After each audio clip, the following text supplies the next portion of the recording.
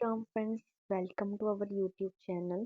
तो आज हम स्टार्ट करने वाले हैं। तो आज हम पढ़ेंगे कि इफेक्टिव न्यूक्लियर चार्ज होता क्या है। इफेक्टिव न्यूक्लियर चार्ज पढ़ने से पहले आपको ये पता होना चाहिए कि न्यूक्लियर चार्ज क्या होता है।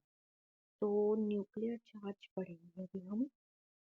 मतलब जिस एटम के अंदर जितने नंबर ऑफ प्रोटॉन्स होते हैं उतना उसका न्यूक्लियर चार्ज होता है।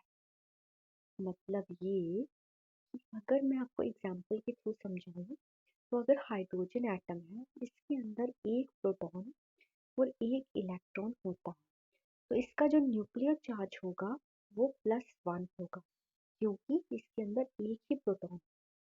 तो nuclear charge is basically the charge present on the atom on the nucleus of an atom is known as nuclear charge. इसके बाद एक बहुत इंपॉर्टेंट टॉपिक है, दैट इज स्क्रीनिंग इफेक्ट। तो स्क्रीनिंग इफेक्ट क्या होता है?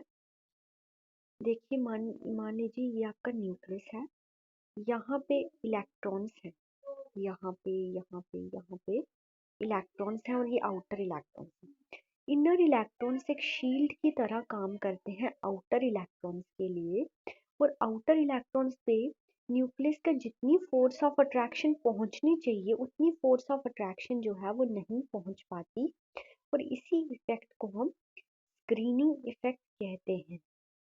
Screening effect is basically electrons act as a screen for outer electrons, and they can hinder the force of attraction between nucleus and outermost electron. अब अगर हम बात करें effective nuclear charge की, इफेक्टिव न्यूक्लियर चार्ज क्या होता है? जब हम न्यूक्लियर चार्ज में से स्क्रीनिंग इफेक्ट को माइनस कर देते हैं, तो जो हमारे पास ओरिजिनल चार्ज बचता है उसे हम बोलते हैं इफेक्टिव न्यूक्लियर चार्ज। मतलब जब हम न्यूक्लियर चार्ज में से स्क्रीनिंग इफेक्ट को माइनस करते हैं, तो जो चार्ज हमारे पास बचता है को हम बोलते हैं इफेक्टिव न्यूक्लियर चार्ज। तो आई होप गाइस आपको इफेक्टिव न्यूक्लियर चार्ज के बारे में पता चला होगा। थैंक यू सो मच, मिलते हैं नेक्स्ट वीडियो में।